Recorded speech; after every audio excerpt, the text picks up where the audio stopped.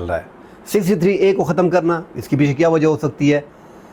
अच्छा भला कानून है कि एक बंदा पार्टी का वोट लेके आता है, पार्टी के लीडर उसको टिकट देते हैं, उस पार्टी से वो जीत के आता है, अगर वो गद्दारी करता है तो वो गद्दारी के ज़मरे में आएगा, उसको नाअहल तस्वर किया जाएगा, उसका वोट शुमार नहीं होगा।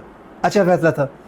हुकूमत को इस टाइम पे ज़रूरत है 2/3 के लिए, उसके पास हुकूमत के पास तादाद बराबर नहीं है।